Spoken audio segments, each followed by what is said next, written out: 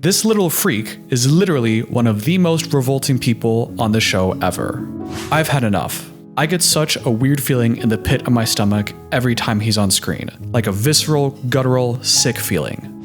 Guys, I don't think I can watch this. I am so disgusted. Pukey face. This week, fans of 90 Day Fiance were introduced to the new cast of Love in Paradise. And, along with fellow creeps Alex and Luke, we met Kyle, the most disgusting cast member in 90 Day history.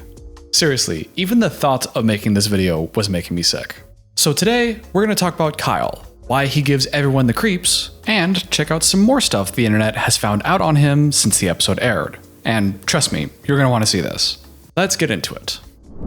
My name is Kyle. I'm 32. I'm originally from Los Angeles, California, but I spend most of my time traveling the world. My favorite things to do when I travel are shopping for souvenirs, buying the local cuisine, and getting women pregnant. Yes, you did hear that right. But it's not as weird as it seems. It's not like he's going across the country in some kind of weird perverted quest to get as many women pregnant as possible. No, nothing as clearly psychopathic as that. Kyle's a sperm donor. My hobby is sperm donation. Hobby. It's his hobby, getting women pregnant. Okay, I'm already creeped out. If he was doing this as a side thing or for some extra income, I could understand that at least. But to describe it as a hobby, something feels off with that. He goes on to describe that because of his accounting job, which I hope he gets fired from immediately. He lives life as a digital nomad, traveling around the world with nothing but a shirt, a pair of pants, and approximately 12 pounds of supplements to optimize for his hobby. Which is already weird, but if you look more closely, it's not like he's taking 20 different pills. It looks like he's just taking 5 or so different pills and just packed like 100 of each of them. So he's really traveling around the world for extended periods of time with only some clothes and his pills. That tells me this isn't just a hobby for him. This is his life. Traveling around the world, and all I need are my clothes and my getting women pregnant medicine. Jeepers creepers. Then we get the villain origin story. When he was in his early 20s, a lesbian couple he was friends with were discussing how expensive getting pregnant through a fertility clinic could be. And that is when Kyle first realized that he could take advantage of desperate women to feed his own fetishes. But I'm getting ahead of myself. First, let's talk about the map of the world he has with all of his kids on it. One or two kids over in San Diego, Los Angeles, have a few 5-year-olds, Seattle, Miami, Orlando, actually 2 in Orlando now, one in Tijuana, Mexico, one in London, Bordeaux, France. This is only going to get worse, by the way. Oh, and did I mention he has 71 kids with 9 more on the way? This is not right. This is not normal behavior. Something's off with this guy. But Kyle doesn't think so. He says he's providing a service, and because he's such a nice guy, he doesn't even charge for it.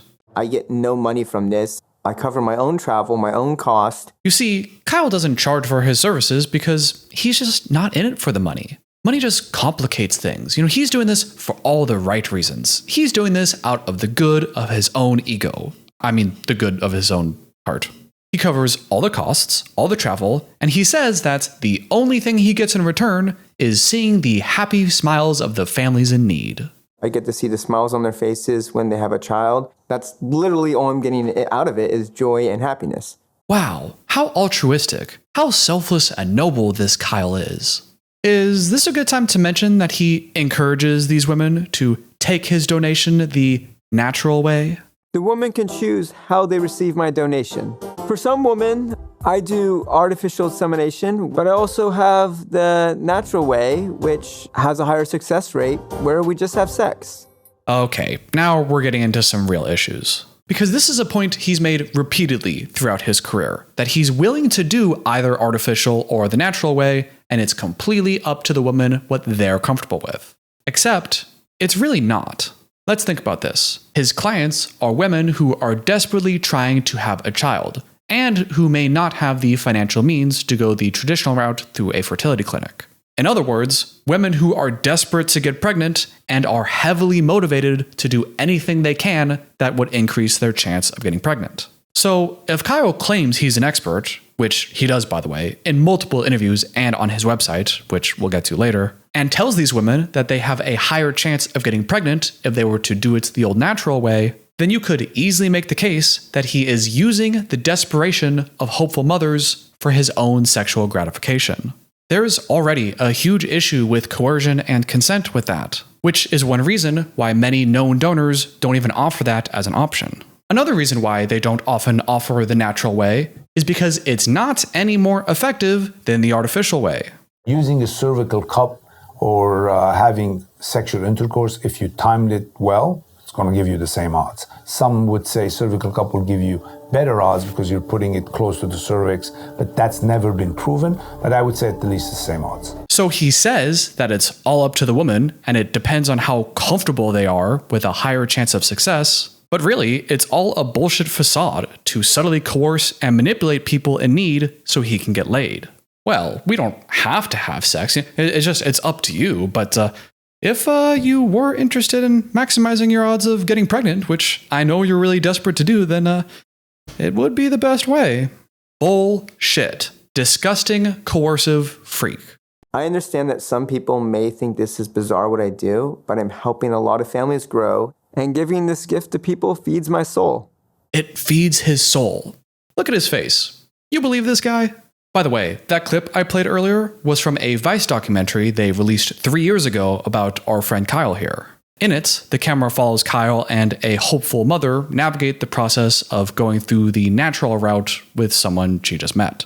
It's only 15 minutes long, and most of the information is stuff that we already know about him. But in it, we see a lot more justifications from Kyle, saying the natural way is more effective, but reiterating that he never suggests it. It's all up to the woman. They may come to him and ask for the natural method. He is just willing to go along with it. But the mother claims that, no, it was definitely Kyle's idea. I really leave it up to the woman, how she feels comfortable, how she want to do it. It was Kyle's idea to do natural, considering that he's coming out all these ways anyway. Also, because fertility can be kind of a window, he's with her for 4 days in this hotel, which when I heard that just really upped the ick factor for me.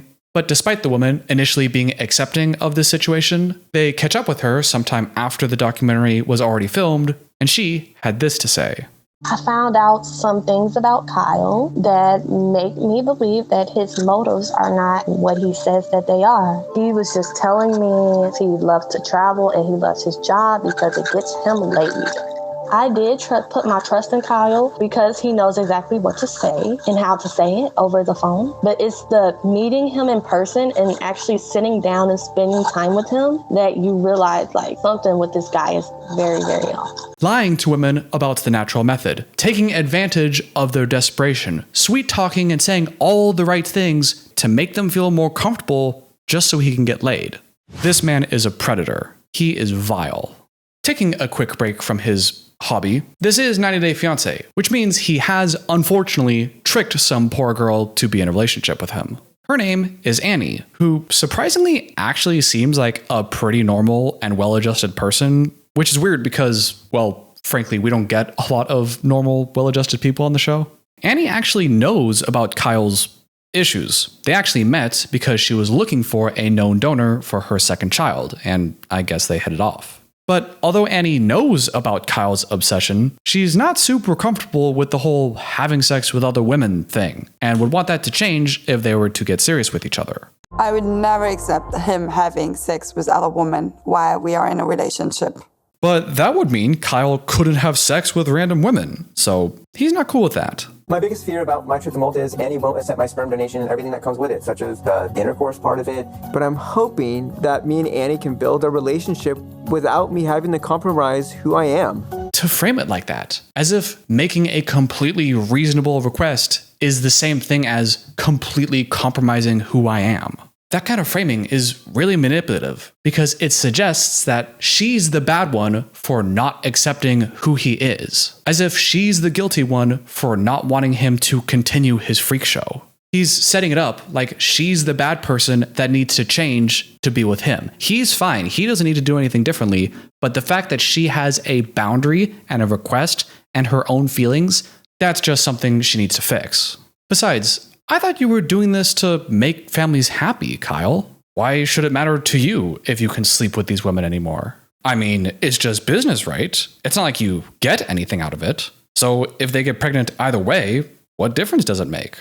Before we go on, because it truly only gets worse from here, I think it's important to take a little break and discuss some possible motivations. Why is he doing this? Now, it could be out of the goodness of his heart, but I'm not buying that for 1 second. He's getting something out of this, and it ain't just happy smiles. It could be entirely sexually motivated, and he just has what's called a breeding fetish, which pretty obvious by the name what that means. But I'm not sure I buy that either. Maybe that's a part of it, but there's also the ego, narcissistic, sense of power aspect to all this. Why do you want to have so many kids? Is it some sense of power? Do you just feel the need to spread your DNA all over the world? And what does that say about your ego if you think that's a good thing? For one, Kyle, you don't have good genes. You're socially awkward, you definitely do not have the athletic build you list in your bio, and you clearly have some kind of mental issues. You're not a catch, and frankly, I think most women can do better in the gene pool. I mean, your genes don't even fit, dude. What are you doing? Personally, I think it's weird that he doesn't have some kind of moral or ethical dilemma with having that many kids. I feel like regardless of how mediocre your genes are, it says something about a person if they lack some sense of humility or any idea that maybe the world doesn't need that much of you.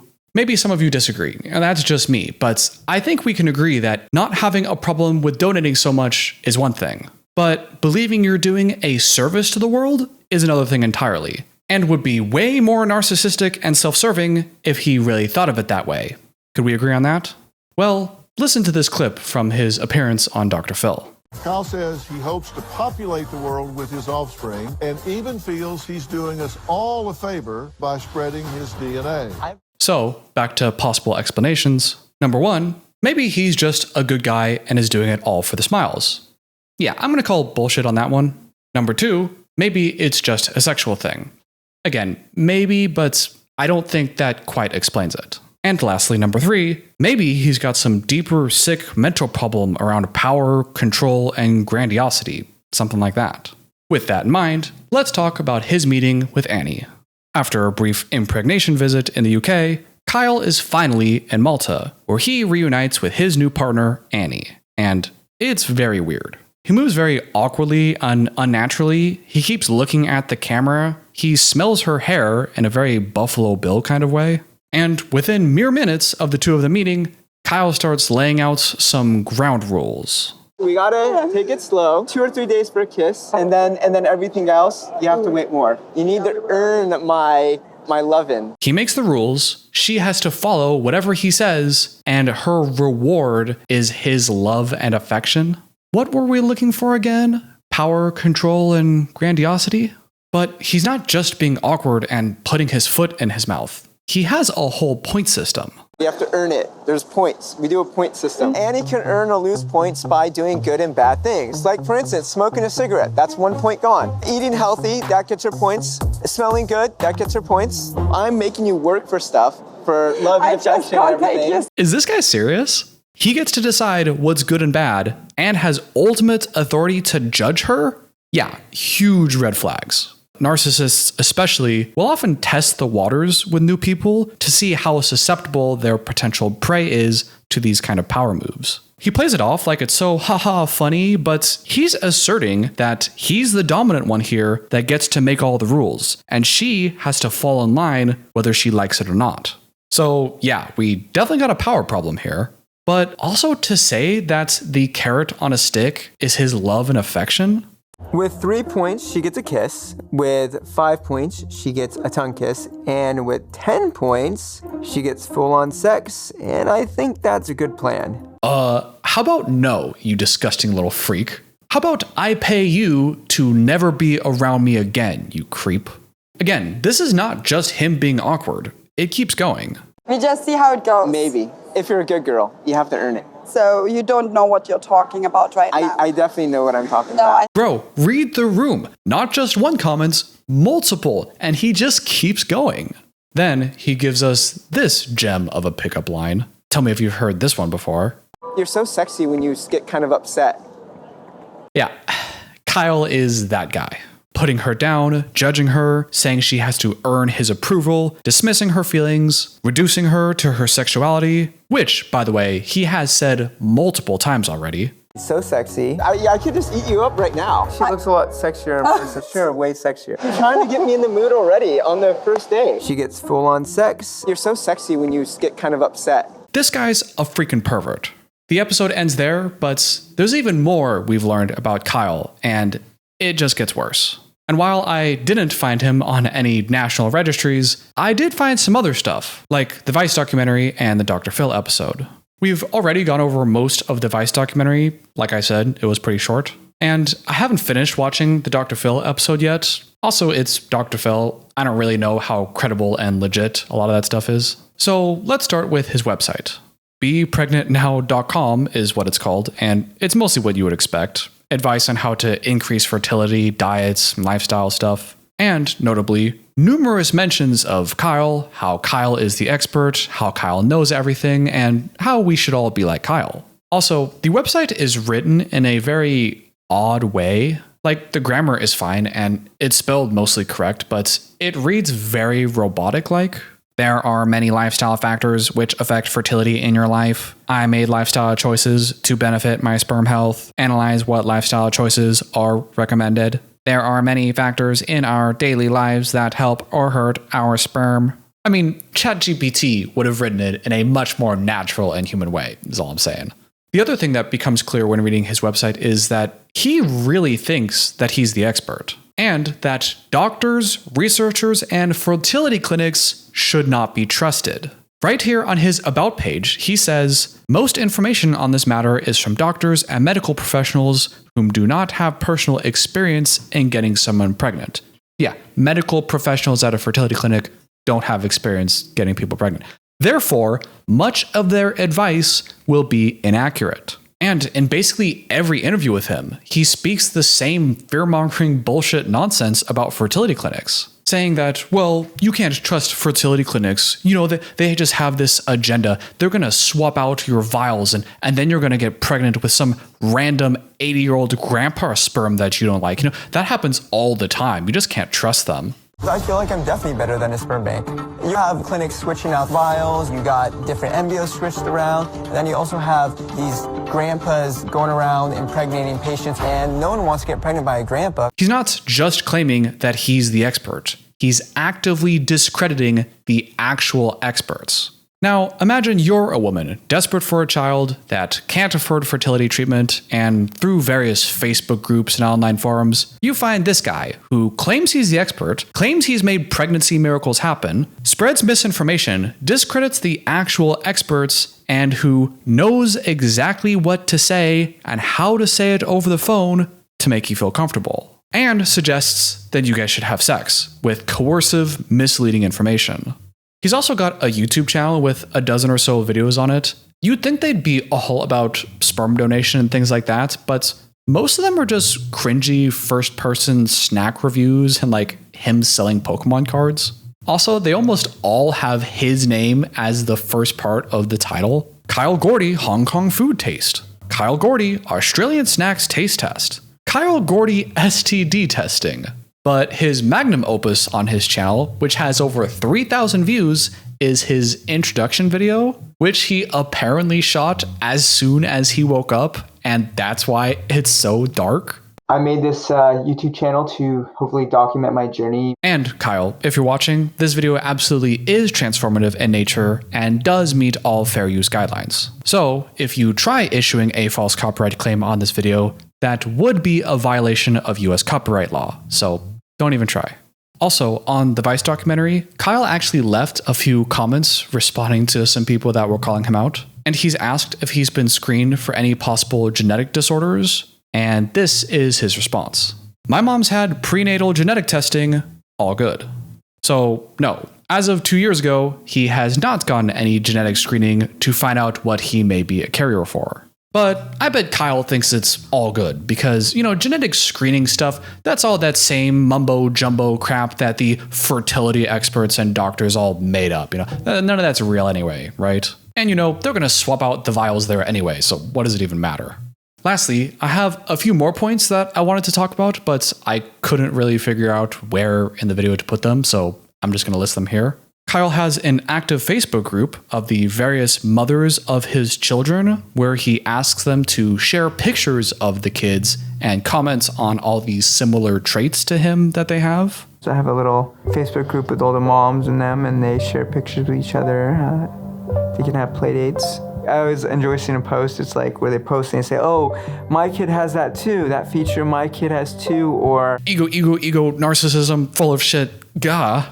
In just 20 minutes of screen time off of the show, he referred to himself as Superman 3 different times and referred to him as James Bond on a mission once. I'm like, Superman. Pretty narcissistic to refer to yourself as Superman so many times, but at least that James Bond comment did give us this beautiful comeback from the girl. I'm like James Bond, Like Forrest Gump. Forrest Gump maybe, James Bond or Forrest Gump, And during the same meeting, the girl referred to him as short and awkward, which he denied being either. You are short. What? You are short. What? No, I'm not. Yes, you are. I'm tall. You are a little awkward, so you're making me awkward. No, I'm not awkward. You are awkward. No, I'm not being awkward. Nah, I'm being chill, I'm like, oh, hey. He claims one of the reasons he has such desirable sperm as a donor is because he has a really smart family of doctors, lawyers, and engineers, even though he's the one that doesn't really seem that bright. Headphones because... Well, for the porn. I mean, what else are they for? I mean, so I can, put them in and so it, they'll listen to the porn. He maintains that his frequent travel is essential to the insemination process. I don't know what that means. I don't know if he's saying, well, if I had 100 kids in the same city, then there may be legal repercussions or, a risk of inbreeding a population or something like that. Or if he's referring to some kind of deeper need or mission of his to try to spread the seed all over the world, and that's really just a him thing. Either explanation would be really creepy, but it stuck out to me because one of the things that is common with a lot of psychopaths, narcissists, and many kinds of social predators is that they often have to move around a lot because they eventually get essentially found out in their community, and then they have to leave town to go to a new area where people don't know them and they don't have their bad reputation, so then they can start screwing over new people. When I first thought of making this video, I was disgusted. I couldn't stand watching his scenes, and like a lot of other commenters online, literally just watching those scenes, anything with his face on it, would give me a visceral, I would get nauseous, I would be physically sick, and I couldn't handle it. Somewhere in my brain, my instincts was just incredibly repulsed by anything that had to do with him, and everything he said on the episode just made it worse. Which, by the way, is a feeling you should really listen to if you have it, because it is one of the best ways to spot actual psychos out here who are trying to blend in. So I was disgusted at the idea of making this video, and after all of this research and time put into it, I'm still disgusted. But I'm also aware that given how he interacts with women, the awkwardness, not reading social cues, the lack of eye contact, how he writes very methodically and robotically, the YouTube channel and the Pokemon cards, and the fact that people with autism spectrum disorder often have some kind of obsession. I know some people will see all this and say, oh, well, Kyle's clearly autistic, and just leave it at that, as if that somehow explains or excuses his behavior. Well, it doesn't, and I think a lot of people with ASD would be pretty offended by that idea. Not only does it not excuse anything, but it also doesn't explain the grandiosity, the coercion, the manipulation, or those disgusting texts. Something else has to be going on here. Not a psychologist, by the way. If he does have ASD, it seems to me more that that would just be a comorbidity with some other problem that he has that's causing a lot of this behavior. And with that, I hope we can all hold Kyle and the shameful network of TLC who thought it would be a good idea to put this guy on TV accountable for their actions and not give anyone a pass. This guy truly makes me feel uncomfortable, and I had to turn it off.